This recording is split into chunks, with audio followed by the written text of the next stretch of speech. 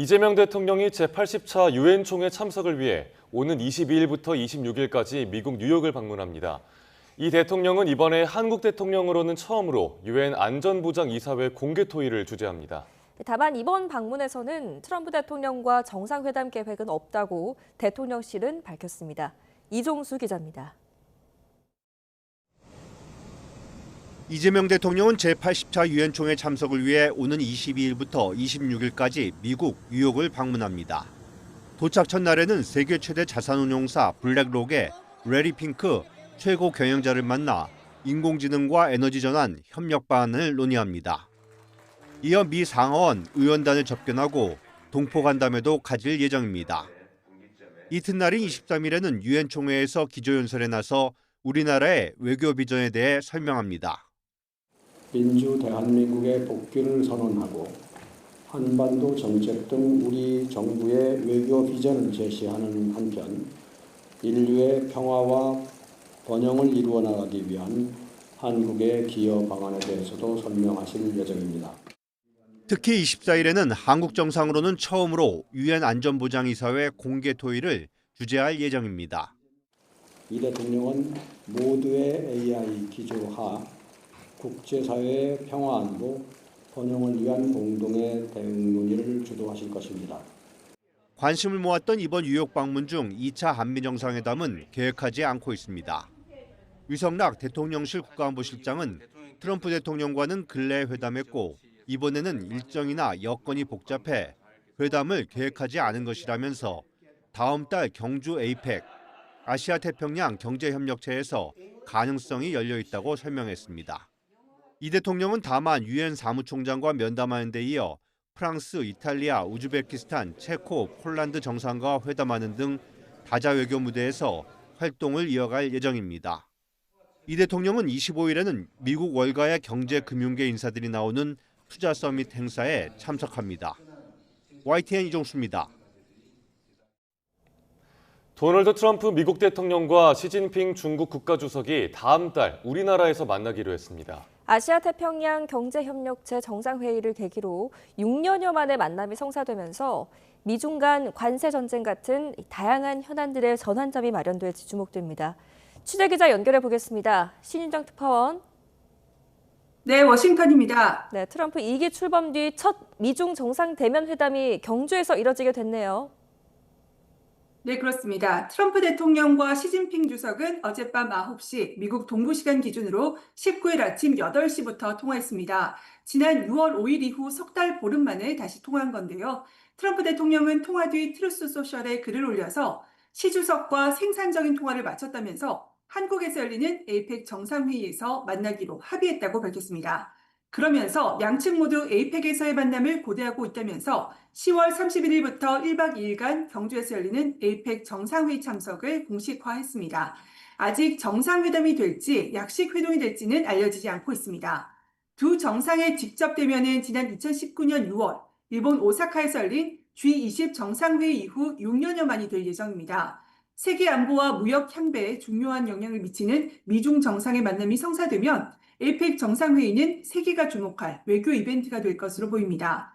트럼프 대통령은 에이펙 정상회의에 이어 내년 초에는 중국을 방문한다고도 예고하며 시 주석 역시 적절한 시기에 미국에 올 거라고 밝혔습니다. 트럼프 대통령이 내년 초에 중국을 방문하면 집권 1기 때였던 2017년 11월 이후 8년여 만이 됩니다. 두 정상은 지난번 통화에서도 방중과 방미를 서로 제안했는데 이 일정을 구체화한 겁니다. He invited me to China and I invited him here. We've both accepted. So I'll be going there with the First Lady at a certain point and he'll be coming here hopefully with the First Lady of China. 트럼프 대통령과 시 주석의 경주 대자와 내년 트럼프 대통령의 방중을 통해서 미중 간 관세 전쟁과 반도체와 히토류 등의 상호 수출 통제 등 첨예한 현안에 대한 타협점이 마련될지 주목됩니다. 이번 통화에서 중국의 동영상 플랫폼 틱톡의 미국 사업권을 매각하는 합의도 마무리된 건가요?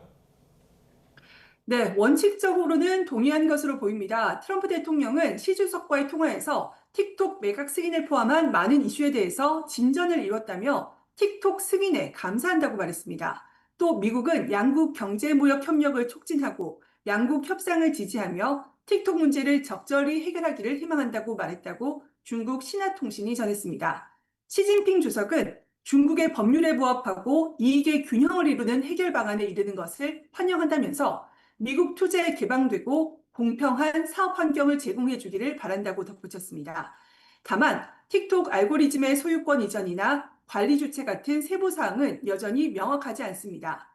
두 정상은 양국 관계 중요성도 강조했는데요. 트럼프 대통령은 시 주석에게 미중 관계는 세계에서 가장 중요한 양자 관계라며 함께 세계 평화 유지를 위해 노력하고 싶다고 말했습니다. 시 주석도 긍정적이고 건설적인 통화였다고 평가하면서 양측은 공동 번영할 수 있다고 말했습니다.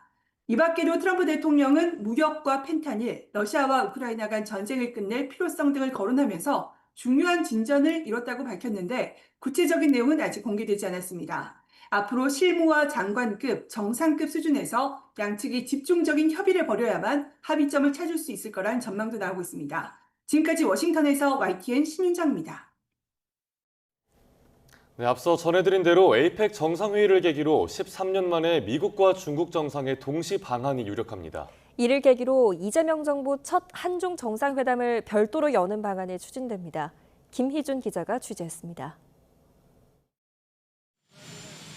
지난 8월 한미 정상회담에서 경주 에이펙 정상회의에 기꺼이 참석할 의향을 밝힌 트럼프 미 대통령. 시진핑 중국 국가주석의 참석도 거의 확정적인 분위기입니다. 시진핑 주석이 원칙적으로 참석하겠다는 의사를 다시 한번 우리한테 확약을 했고, 미중 두 나라 정상이 나란히 경주 에이펙을 찾으면 2012년 해관보 정상회의 이후 13년 만에 동시 방한이 됩니다. 특히 시 주석이 방한하면 11년 만으로 서울에서 별도의 한중 정상회담을 여는 방안이 추진되고 있는 것으로 전해졌습니다. 이와 관련해 위성락 국가안보실장은 시 주석이 방한한다면 양자회담도 있을 것으로 예상한다고 밝혔습니다. 앞서 베이징에서 열린 한중 외교장관회담에 이어 왕이 외교부장이 다음 달 서울을 찾아 구체적인 일정과 의제를 조율할 것으로 전망됩니다. 시 주석의 답방이 성사되면 사드 배치 이후 냉랭해졌던 양국 관계를 회복하고 경제 교류 협력을 심화시키는 계기가 될 것으로 보입니다. 경주에서는 또 유엔 총회에서 건너뛴 한미 정상회담이 열려 관세와 안보 협상 등에서 가시적인 성과를 낼지도 관심입니다. 이와 함께 기싸움을 벌여온 트럼프, 시진핑 두 정상 간의 양자회담이 열릴지도 관전 포인트입니다. 6년 만에 대면 회담이 되는데 무엇보다 미중 무역 협상 담판 결과에 관심이 쏠립니다. 트럼프 2기 정부 출범 이후 처음 열리는 에이펙 정상회담. 새로운 통상 질서를 놓고 치열한 외교전이 예상됩니다. YTN 김희준입니다. 트럼프 미국 대통령과 시진핑 중국 국가주석의 통화 이후 미중 무역 충돌 완화에 대한 기대감이 커지면서 뉴욕 증시 3대 지수가 동반 상승했습니다. 미중 관세 갈등은 여전해서 미국 업체들이 중국산 대체를 추진하며 뉴욕 화장품 전시회에선 한국 업체들의 약진이 두드러졌습니다. 뉴욕을 연결해서 자세한 소식 들어보겠습니다. 이수윤 특파원, 미중 정상 통화에 대해서 뉴욕 증시의 반응은 호의적이라고요? 네, 그렇습니다. 뉴욕 증시 3대 지수가 트럼프 미국 대통령과 시진핑 중국 국가주석의 전화통화 내용에 대해서 일단 긍정적으로 평가하면서 일제히 상승했습니다. 뉴욕 증권거래소에서 우량주 중심의 다우존스 30 평균 지수는 전장보다 0.4%, 대형주 중심의 스탠다드 앤 푸어스 500 지수는 0.4%, 기술주 중심의 나스닥 종합지수는 0.5% 이상 올랐습니다. 미국의 중앙은행이죠. 연방준비제도가 지난 17일 기준금리를 0.25%포인트 인하한 것도 증시에 훈풍으로 작용하고 있습니다. 네, 미중 관세 갈등이 아직 여전한 상황에서 미국 바이어들이 중국산 대체를 추진하다 보니까 뉴욕 화장품 전시회에서 K뷰티의 약진이 돋보였다고요? 네, 그렇습니다. 메이크업인 뉴욕이 열렸는데요. 이 화장품 산업 전시회입니다. 글로벌 화장품 원료, 패키징, 제조, 기기 회사들하고 이 바이어들이 만나서 대규모 거래를 하는 곳인데 한국 기업 부스에는 상담 고객이 줄을 이었습니다. 예전에는 메이드 인 코리아 하면은 디스카운트 요인이었는데 이젠 프리미엄 요인으로 통하다 보니까 전시장 곳곳에서는 한국산임을 강조한 제품들을 많이 찾아볼 수 있었습니다. 한국은 세계 화장품 수출 3위의 강국입니다. 신제품 개발 주기가 짧아진 이 세계 뷰티 시장에서 미국과 일본에서는 1년 이상 걸리는 맞춤형 화장품 기획과 개발, 생산을 한국에서는 3개월 만에 해낼 수 있는 게 강점으로 꼽힙니다. 글로벌 화장품 트렌드는 효능과 성분의 투명성 중시, 가벼운 사용감, 합리적인 가격 대비 가치, 개인화인데 K뷰티는 이 소비자 욕구를 기획에 즉각 반영해 시장 판도를 바꾸고 있습니다. 요즘 한국 화장품의 가성비가 워낙 좋다 보니까 최대 시장인 미국의 세포라, 얼타 같은 주요 유통업체 입점 브랜드는 물론 유럽과 아시아의 대형 브랜드와의 협업도 활발해지고 있습니다. 미국 바이어들은 브랜드 스토리와 성분 혁신, 제형 차별화, 고품질의 일관성, 그리고 소비자 대응력을 중시해서 품질은 프리미엄, 가격은 합리적인 파트너로 평가받는 한국 화장품들을 선호하고 있습니다. 특히 한국 화장품은 글로벌 영향력이 큰 K-팝과 드라마, 영화 등을 통한 노출이 검색과 구매로 이어지면서 K 콘텐츠와 동반 성장하고 있습니다. 그래서 최근 뉴욕 한국문화원에서 열렸던 K뷰티 행사에서도 정말 문전성시를 이뤘는데요. 한 5,000명 이상의 방문객이 찾는 모습을 보였습니다. 과거 코스트코, 타겟 같은 미국 유통 매장에 들어가야지 팔렸던 화장품들이 이제는 틱톡과 인스타 등 SNS와 연계된 스토리텔링을 통해 이 소비자와 이어지는 구조가 K뷰티의 빠른 성장에 큰 촉매제가 되고 있습니다. 미국인 가운데 한국 화장품을 경험해본 사람은 불과 4.4%입니다. 또 미국 피부관리 시장에서 K뷰티 점유율은 6%밖에 안 될 정도로 K뷰티 붐은 이제야 시작이고 확장 가능성은 무궁무진하다는 평가를 받고 있습니다. 다만 이 브랜드 파워와 마케팅이 아직 부족하다는 점은 약점으로 꼽히고 이 트럼프 행정부의 관세는 우리나라 이 화장품 업계에 큰 위협 요인으로 작용하고 있습니다. 이번 전시회에 참가한 한국 화장품 업체 얘기 직접 들어보시죠.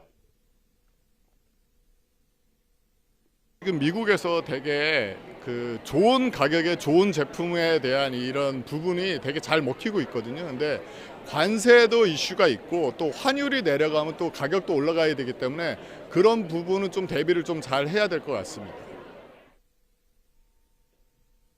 하지만 위기 속에 기회가 찾아오고 있습니다. 미국이 중국산 화장품 원료 패키징 자재에 엄청난 고율의 관세를 매기면서 미국 뷰티 브랜드들은 중국산을 대체할 이 한국과 유럽, 멕시코 등 새로운 공급망 파트너를 물색하고 있기 때문입니다. 이에 이 한국 화장품 업체들은 미국에 공장을 마련하는 등 이 화장품 재료를 용기에 담는 충진과 이 포장 작업을 하는 현지화 전략으로 빠르게 대응하고 있습니다. 앞으로는 AI 기반으로 소비자 데이터를 분석해서 수요를 예측하고 제품을 설계하는 기획력, 대응력 혁신이 매우 중요해질 전망인데 속도가 강점인 K뷰티 기업들에게 매우 유리한 환경이 앞으로 조성될 전망입니다. 지금까지 뉴욕에서 YTN 이승윤입니다.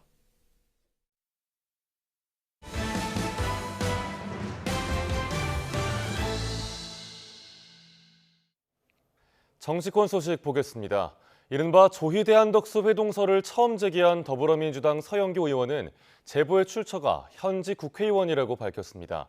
당 지도부는 본질은 번갯불 파기환송이라고 프레임 전환을 시도하면서 특검 수사를 촉구했습니다. 조은지 기자가 보도합니다.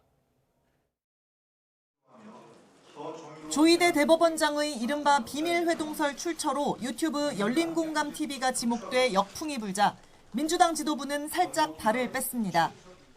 처음에 이제 거론하신 분들이 계시죠? 예. 말씀하신 분들이 해명을 갖다가 하셔야 될 것 같습니다. 그리고 7시간 뒤 해당 의혹을 국회에서 처음 언급한 서영교 의원은 조희대 대법원장이 이재명 사건이 올라오면 알아서 처리하겠다고 윤석열 전 대통령에게 말했다는 제보를 지난 5월 1일 현직 국회의원에게 받았다고 밝혔습니다. 열린공감TV에서도 비슷한 의혹이 제기됐고 이 녹취 또한 과거 여권 고위직 관계자의 제보라고 주장했습니다. 서 의원은 그러면서 이재명 당시 후보의 선거법 사건을 단 2일 만에 유죄 취지로 파기환송하는 사법 쿠데타가 왜 일어났는지 특검이 수사해야 한다고 외쳤습니다. 지도부도 진실공방으로 번진 조희대, 한덕수 회동설 대신 파기환송에 화력을 집중했습니다. 대선 한 달 전 사법부가 정치에 개입한 번갯불 파기환송이 본질이라면서 대법원장의 사퇴를 거듭 요구했습니다. 평상적 절차만 지켰어도 대선 후보를 바꿔치기를 했다는 의심도 없었을 것입니다. 자업자득입니다. 깨끗하게 물러나시기 바랍니다. 통일교를 고리로 반격에도 나섰습니다. 김건희 특검 압수수색을 통해 통일교 신도로 추정되는 국민의힘 당원 11만 명 명단이 나왔다면서 종교와 정치는 분리돼야 하는 헌법을 위반했다고 지적했습니다. 헌법상의 정교분리 원칙을 위배하는 위헌정당 해산 사유가 될 수 있다 생각합니다. 전담 재판부 설치 등을 담은 내란 특별법도 민주당 주도로 법사위 소위 심사에 착수했습니다. 이런 입법 드라이브도 대법원장 사퇴 요구도 내란 재판을 지연하지 말라는 공개적인 압박 전략이라고 민주당은 설명했습니다. YTN 조은지입니다. 국민의힘은 특검의 당원 명부 압수수색과 여권의 조희대 대법원장 사퇴 압박을 토대로 파상적인 대여 공세에 나서고 있습니다. 대법원장 관련 의혹을 유포한 여당 의원에 대한 고발과 국정조사는 물론 장외 집회까지 강도 높은 대응을 예고했습니다. 이동우 기자입니다. 국민의힘은 조희대 대법원장을 둘러싼 의혹이 허위로 드러났다며 전방위 대여 공세에 나섰습니다. 가짜뉴스를 퍼뜨린 의원들에 대해 의원직 사퇴 요구는 물론 형사 고발과 함께 국회 국정조사도 추진하겠다는 방침입니다. 국회가 진실을 밝히는 장이 아니라 거짓을 유통하는 괴담 제조 유통센터로 전락한 것입니다. 면책 특권은 거짓말 프리패스가 아닙니다. 반드시 엄벌에 처해야 합니다. 환경 투쟁만이 소수 야당의 유일한 반격이 될 수 있다는 판단 아래 야당이 할 수 있는 모든 수단을 동원하는 모습입니다. 또 이번 의혹을 제기한 민주당 의원들에게 민주당이 추진하는 징벌적 손해배상을 제일 먼저 적용하라고 날을 세웠습니다. 국민 앞에 공공연하게 허위 사실을 유포한 정청래, 서영교, 부성찬, 김어준 등은 더불어민주당이 추진하는 징벌적 손해배상 제도의 제1호 적용 대상으로 막대한 손해배상 책임을 지게 해야만 할 것입니다. 김건희 특검의 당원 명부 압수수색 관련해서도 위법성을 주장하며 특검을 고발하겠다는 등 강력히 반발하고 나섰습니다. 어제의 압수수색 영장 집행이 영장의 기재 내용과 달리 위법하게 집행됐다고 확신하기 때문에 특검을 고발하겠습니다. 특검이 어떤 의미 있는 자료도 가져가지 못했다면서 주민번호와 계좌번호 등 당원들의 핵심 정보는 반드시 지킬 것이라고 강조했습니다. 또 민주당이 발의한 내란 전담 재판부 설치법이 헌법과 법치주의를 파괴하려는 것이라면서 이재명 대통령 관련 사건을 전담할 재판부부터 우선 설치하라고 역공을 가했습니다.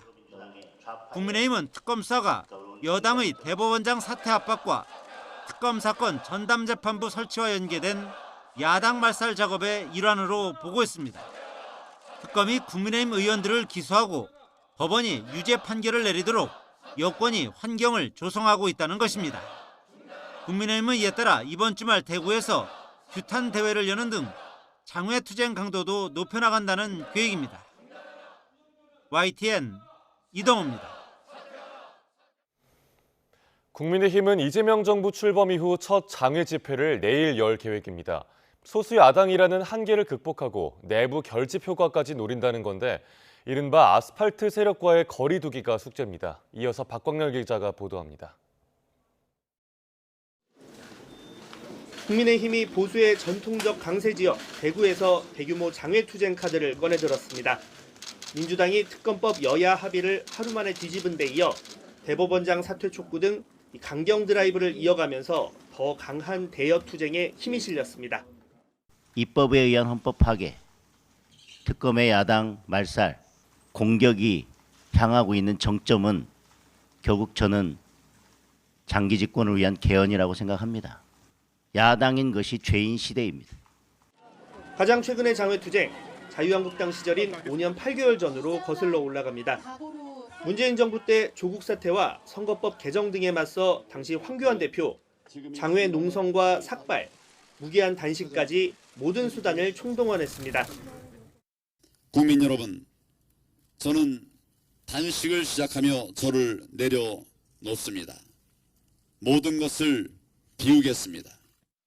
결과는 2020년 총선 참패, 황 대표는 정계은퇴 수준의 치명상을 입고 자리에서 물러났습니다. 반면 이른바 차떼기 사건 뒤 천막 당사로 대표되는 2004년 장외투쟁 결말은 달랐습니다.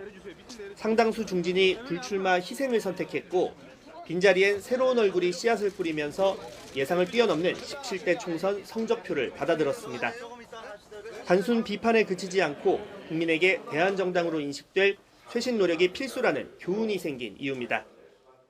한나라당은 그 돈 선거를 하지 않습니다. 저희는 네거티브도 지금 하고 있지 않습니다. 저희 계속 깨끗한 선거를 할 것입니다. 이른바 광장 정치의 부작용에 대한 우려를 줄이는 것 역시 과제로 꼽힙니다. 실제 당 차원에서 이번 규탄대회 성격과 주제에 어긋나는 피켓, 깃발의 사용 불가를 알렸는데 이를 두고 헌법 파괴 시도에 맞선다는 장외 집회 취지 훼손을 최소화하겠다는 의지 표명이란 해석이 나옵니다.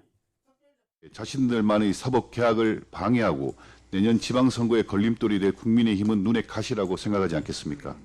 국민도 법치도 민주주의도 없이 폭주하는 정부 여당의 만행을 국민과 당원들께 바로 알려야 합니다.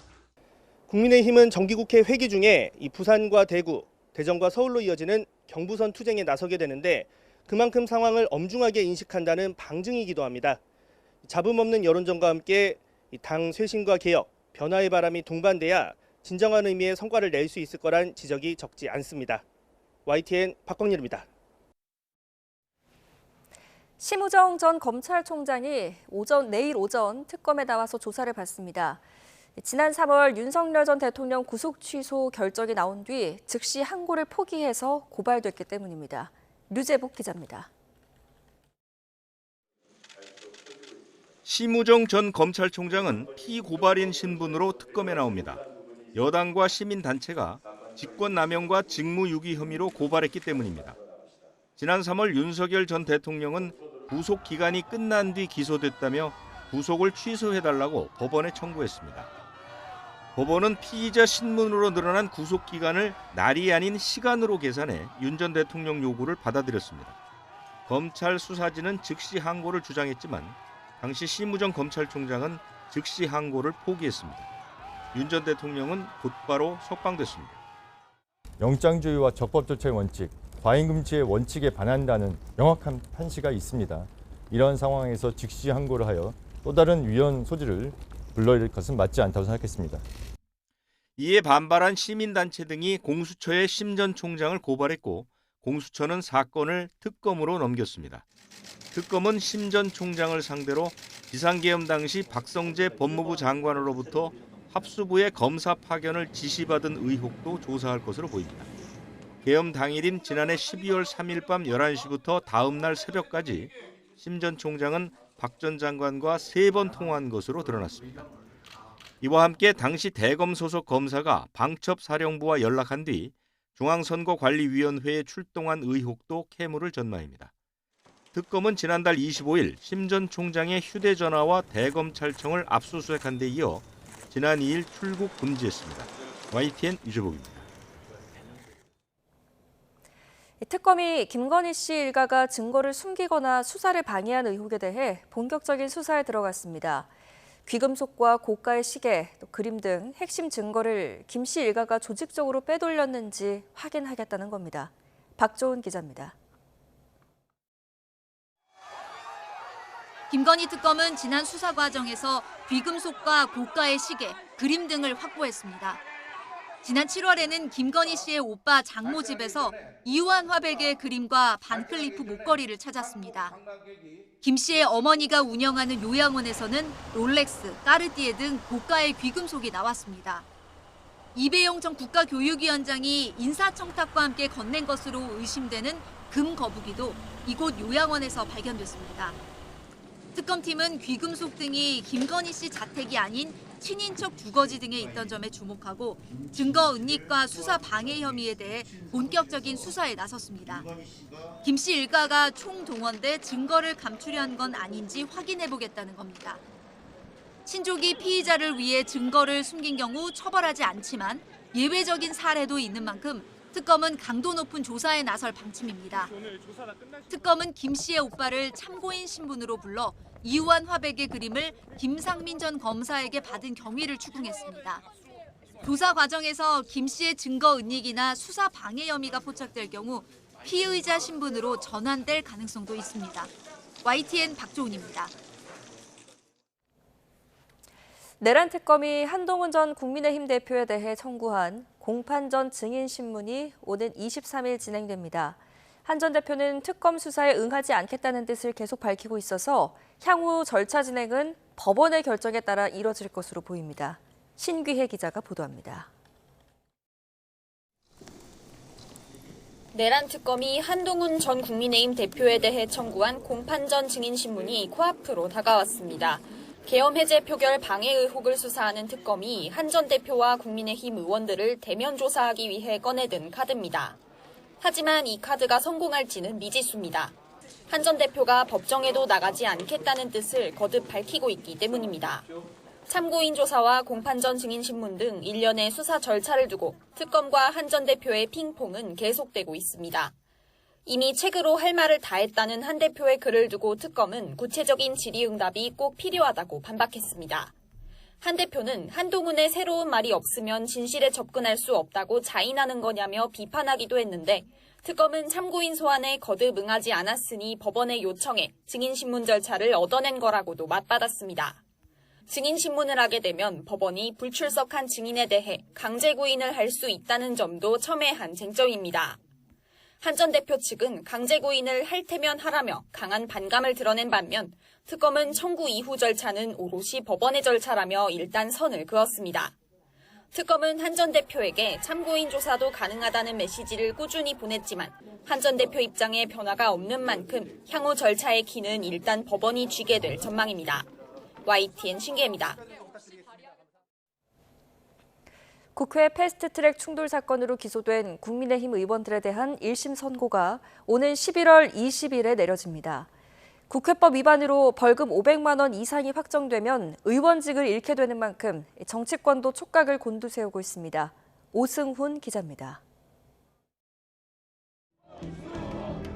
지난 2019년 4월 여야 의원들은 공수처 신설 법안과 연동형 비례대표제 도입을 두고 국회 곳곳에서 충돌했습니다. 골성 사나운 고성과 몸싸움이 오갔고 검찰은 여야 의원들을 무더기로 기소했습니다. 1심을 맡은 서울 남부지방법원은 사건 발생 6년 7개월 만인 오는 11월 20일 먼저 국민의힘 전신인 자유한국당 지도부와 의원들에 대해 1심 선고를 내리기로 했습니다. 핵심 쟁점은 당시 야당 지도부가 국회 정개특위와 사개특위 등을 점거하며 법안 접수와 회의 개최를 방해했는지 여부입니다. 검찰은 혐의가 인정된다면서 당시 원내대표인 나경원 의원에게 징역 2년을, 현재 국민의힘 원내대표인 송원석 의원에게는 징역 10개월에 벌금 300만 원을 구형했습니다. 당사자들은 사법 판단의 대상이 아니라 정치 영역의 일이라며 강하게 반발했습니다. 헌정 질서를 지키고 또 헌법 가치를 지키고 자유민주적 기본 질서를 지키기 위한 행위였다. 국회법을 어겨 벌금 500만 원 이상의 형이 확정되면 의원직을 잃는 것은 물론 5년 동안 선거에 나설 수도 없습니다. 불똥은 정치권으로도 튀어 국회 법사위에서도 나경원 의원 간사 선임을 두고 난타전이 벌어졌습니다. 안 되는 이유를 정리했더니 한 10가지가 넘습니다. 패스트트랙 사건으로 징역 2년을 구형을 받았습니다. 유죄 취지 파기환송 판결받은 이재명 대통령 어떻게 국정 수행합니까? 빠루를 들었다는 식으로 지금 허위로 퍼뜨리고 있잖아요. 면책특권이 있다고 이렇게 거짓말 막 해도 됩니까?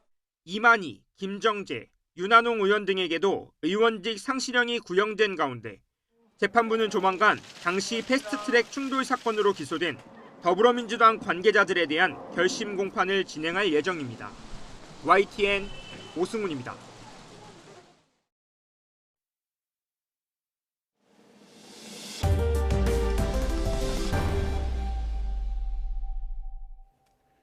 롯데카드 해킹으로 300만 명 가까운 고객 정보가 유출된 사건에 대해 경찰이 수사에 착수했습니다. 최근 해킹 사건이 잇따르면서 불안이 커지고 있는데요. 김희영 기자가 보도합니다. 전체 회원의 3분의 1에 가까운 297만 명의 정보가 유출된 롯데카드 해킹 사건. 경찰청 국가수사본부 사이버 테러 수사대가 수사에 착수했습니다. 경찰은 보도가 잇따르며 피해가 알려진 이달 초부터 사건을 인지하고 수사하고 있다고 밝혔습니다. 경찰은 정확한 고객 정보가 얼마나 어떻게 유출됐는지 등을 파악해 해킹범을 추적할 방침입니다. 앞서 롯데카드는 미상의 해커가 롯데카드 온라인 결제 서버에 침입해 200GB의 정보가 유출됐다고 밝혔습니다. 당초 금융당국에 보고한 유출 규모의 120배 정도 되는 수준입니다. 여기에는 297만 명에 달하는 고객의 개인 신용정보가 포함되는데 이 가운데 28만 명이 넘는 고객은 카드 비밀번호와 유효기간, CBC까지 유출됐습니다. 롯데카드는 피해가 생기면 고객에게 전액 보상할 방침이라고 밝혔지만 이용자들의 불안은 여전한 상황. 최근 KT 무단 소액결제 사건도 벌어져 수사가 진행 중인 가운데 경찰이 롯데카드 해킹 사건 수사에 얼마나 속도를 낼지 관심입니다. YTN 김희영입니다. 불법 기지국을 통한 소액결제 피해가 발생한 KT는 내부 서버도 해킹됐다고 신고했습니다. 만약 복제폰을 만드는 데 필요한 유심키가 유출됐다면 큰 문제입니다. 이승은 기자입니다. 인증키 값은 우리 시스템 내부와 유심에 있습니다. 우리 시스템 내부에서는 안전하게 저장되어 있고 유심 인증키는 내부에 안전하게 보관돼 있다고 밝힌 지 반나절 만에 KT는 내부 서버가 침해됐다고 추가 신고했습니다. 4건의 서버 침해 흔적과 2건의 침해 의심 정황이 있다고 한국인터넷진흥원 키사에 신고한 겁니다. 국민의힘 최수진 의원실은 KT가 윈도우 서버 침투, 스모민루 본넷 감염, VBS 스크립트 기반 원격 코드 실행 및 민감 정보 탈취 등을 내용으로 신고했다고 밝혔습니다. KT 내부에 다양한 종류의 서버들이 그 사이에 해커가 해킹을 통해서 많은 정보들을 수집했고 그중에 일부가 이번 KT 소액결제 사고에 악용이 된 것으로 보여진다. KT는 앞서 가입자 식별번호와 단말기 식별번호는 유출됐지만 유심키는 유출되지 않아 복제폰 우려는 없다고 밝혔습니다. 하지만 서버마저 해킹돼 유심키가 유출됐을 가능성을 배제할 수 없게 됐습니다. 관련 자료를 KT로부터 제출받고 세부 분석이 들어가야 되는 거기 때문에 지금 말씀드리기는 좀 어려운 점 양해 부탁드리겠습니다. 늑장 신고 문제도 또 불거졌습니다. 최수진 의원실은 KT가 신고서에서 서버 침해를 인지한 시점이 지난 9월 15일 오후 2시라고 썼는데 신고는 사흘 뒤인 18일 밤에 했다고 밝혔습니다. 피해 확인 24시간 내 신고하도록 돼 있는 점을 어긴 겁니다. KT 내부 문제도 드러냈습니다. 추가 신고 불과 9시간 전 열린 브리핑 참가자들이 서버 침해 사실을 몰랐습니다. 서버 점검은 저희 쪽에 그 CIS 쪽에서 별도의 진행 과제로 4개월 동안 진행되고 있는 과제였습니다. 그래서 이 상호 간의 이 연결성이 없다 보니 어제 이제 저희도 저녁에 같이 그 내용을 알게 되었습니다. 애초 피해 발생 불법 기지국 아이디를 가지고 피해를 조사한 KT. 합동조사단이 소액결제 고객 전체를 대상으로 조사하도록 하자 피해자가 80여 명 늘었습니다. 이마저도 6월 1일 이후부터 조사한 것이어서 대상 기간이 늘어나면 피해가 더 늘어날 가능성이 있습니다. YTN 이승은입니다. 네, 이렇게 롯데카드는 해킹 사실을 19일 동안 몰랐던 데다가 KT가 서버 해킹 정황을 3일이나 늑장 신고한 게 드러나면서 정부가 근본적 재발 방지 대책을 마련하기로 했습니다. 늑장 신고를 하거나 은닉한 사실이 밝혀지면 징벌적 수준의 과징금 부과를 검토하기로 했습니다. 이어서 류환홍 기자가 보도합니다. 무단 소액결제 사고가 터진 KT가 서버 해킹 정황을 3일이 지나 신고한 사실이 추가로 드러나면서 여론의 질타를 받고 있습니다. 297만 명의 고객 정보가 털렸던 롯데카드 역시 19일간 해킹을 몰랐다고 해 보안 체계가 얼마나 허술했는지를 단적으로 드러냈습니다. 국민 삶과 밀접한 통신과 금융회사들의 보안 의식에 허점이 발견되면서 정부가 경각심을 높이기로 했습니다. 아울러 기업들이 고의적으로 침해 사고 사실을 지연하여 신고하고 하거나 미신고할 경우 과태료 등 처분을 강화하고 해킹 정황을 확보한 경우에는 기업의 신고 없이도 정부가 철저히 조사할 수 있도록 제도를 개선해 나가면서도 각 회사들이 대표 책임하에 보안 실태 점검을 벌이도록 했고 보안 역량을 키우도록 투자 확대도 촉구하기로 했습니다. 사회적 파장이 커지면 그에 상응해 책임을 묻기로 하고 롯데카드의 경우 규정 위반이 발견되면 일벌백계 차원의 제재를 하기로 했습니다. 보안사고 발생 시 사회적 파장에 상응하는 엄정한 결과 책임을 질 수 있도록 징벌적 가징금 도입 방안을 신속히 추진하겠습니다. 금융회사가 상시적으로 보안관리에 신경을 쓸 수 있도록 CISO의 권한을 강화하거나 소비자 공시를 강화하는 등 다양한 대책도 강구하겠습니다. 올해 4월 해킹 사고가 발생한 SK텔레콤은 1,400억 원대 과징금과 1,000만 원대 과태료를 부과받았는데 앞으로 수위가 더 높아질 수 있음을 시사했습니다. 정부는 국가안보실을 중심으로 한 관계부처 회의를 통해 종합대책을 강구하고 있다고 밝혔습니다. YTN 유환홍입니다. 교착 상태에 빠진 미국과의 무역 협상 협의를 마치고 귀국한 여한구 통상교섭 본부장이 한국은 일본과 다르다는 부분을 최대한 설명했다고 밝혔습니다.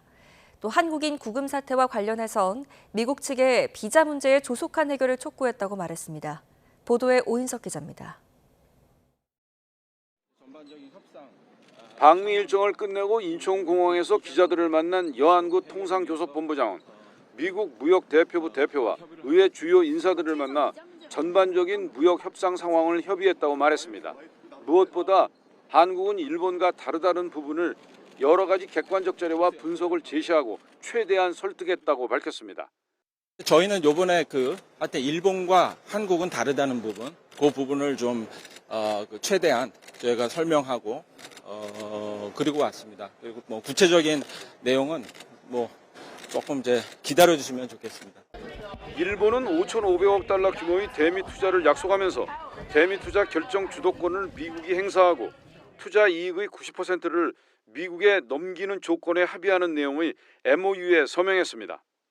이를 통해 16일부터 자동차 관세를 27.5%에서 15%로 낮추면서 한국보다 12.5%포인트 낮은 관세율을 적용받게 됐습니다.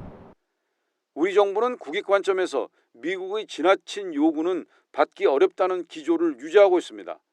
한국과 미국은 상호 관세와 자동차 관세를 25%에서 15%로 각각 낮추고 한국이 3,500억 달러 규모의 대미 투자를 하는 내용의 무역 협상을 타결했지만 수익 배분 등 구체적 이행 방안에 대해서는 이견을 보이며 협상이 난기류를 타는 모양새입니다.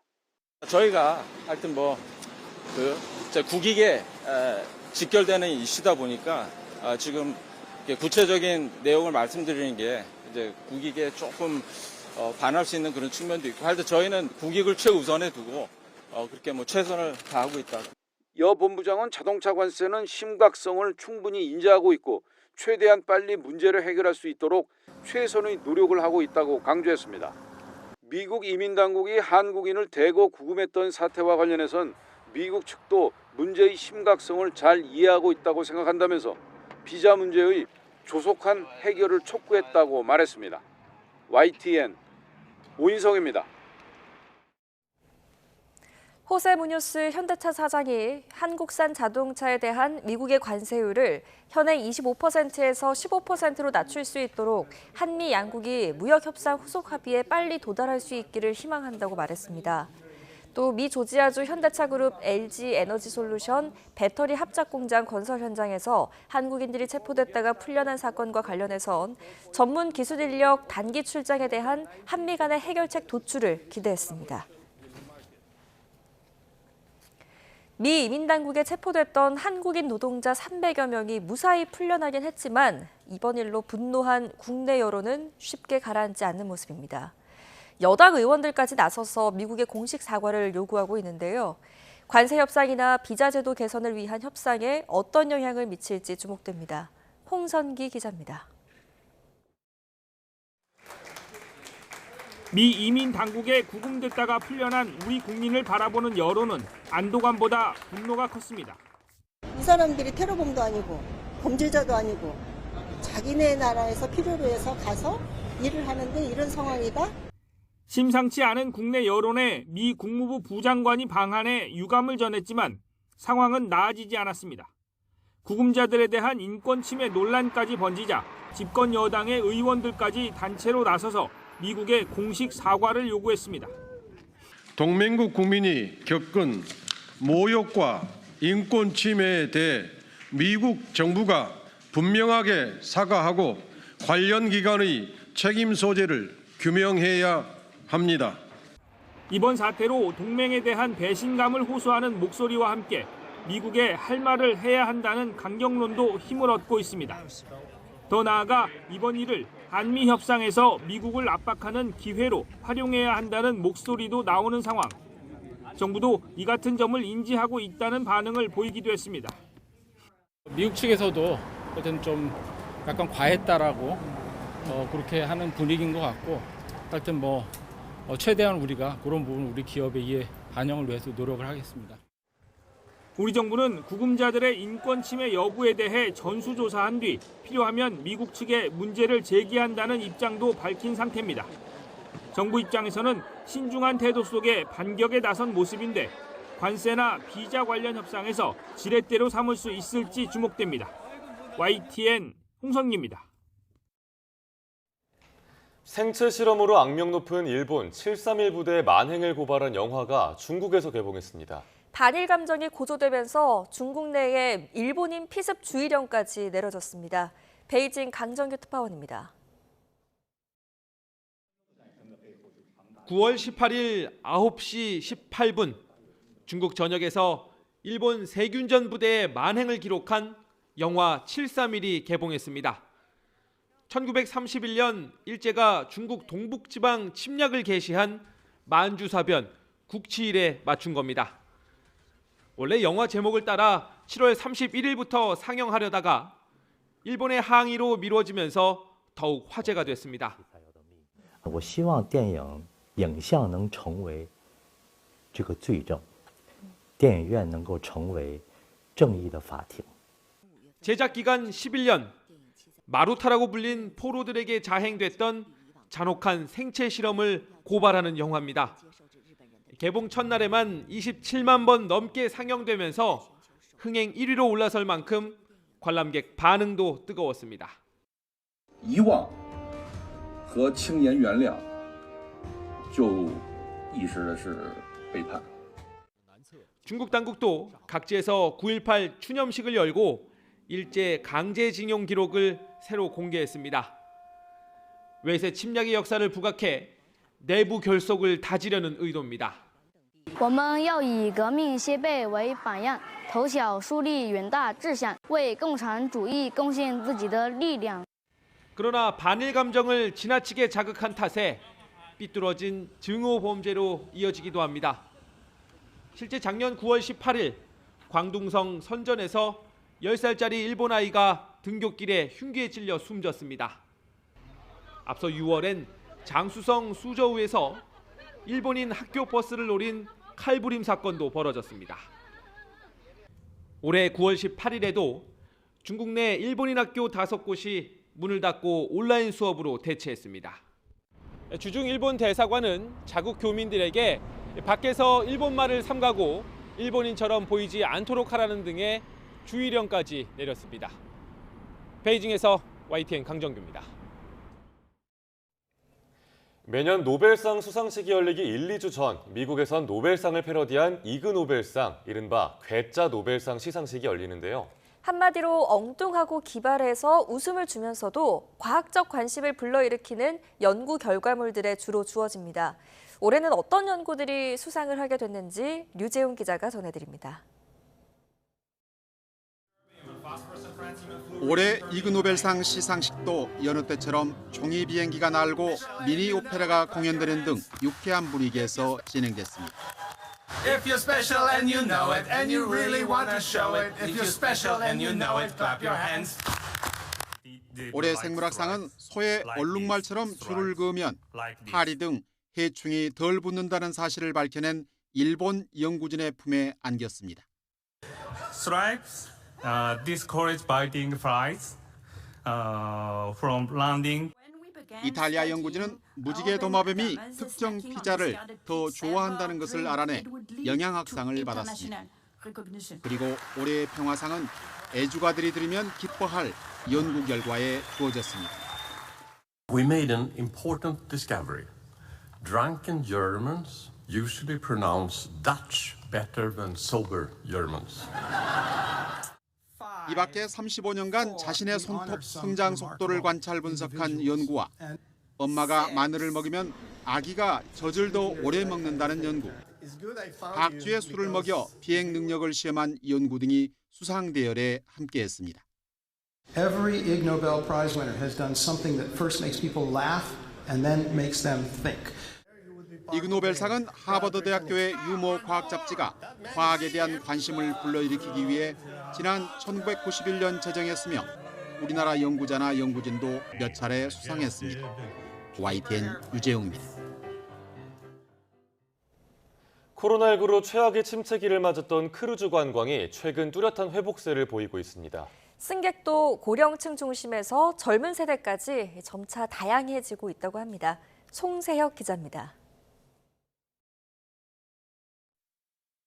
바다이 호텔로 불리는 11만 톤급 크루즈선이 속초항에서 출발해 일본 홋카이도로 향합니다.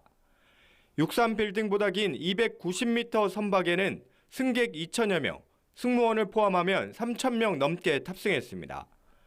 6박 7일간 홋카이도 3개 항구를 도는 일정입니다. 선박에는 수영장과 공연장, 카지노까지 갖춰 즐길 거리가 풍성합니다.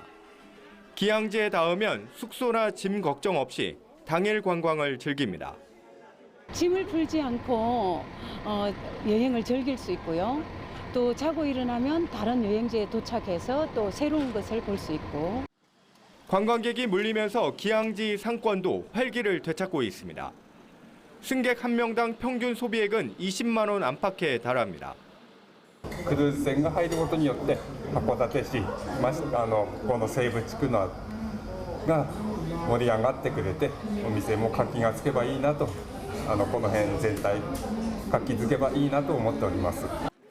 젊은 세대와 가족 단위도 늘어나면서 고령층 중심이던 승객층도 다양해지는 추세입니다.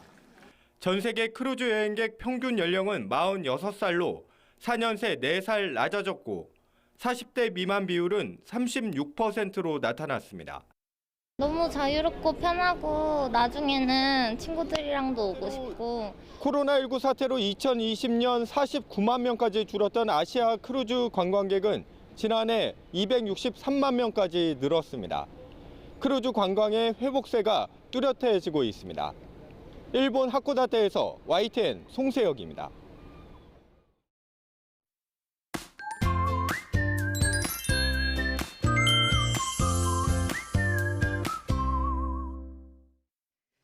현재 대부분 지방에 가을비가 내리고 있습니다. 특히 보라색으로 표시된 충남에는 시간당 30mm가 넘는 세찬 비가 내리고 있는데요. 현재 충남과 강원 일부, 경북 일부, 또 경기도 용인에는 호우주의보가 이어지고 있습니다.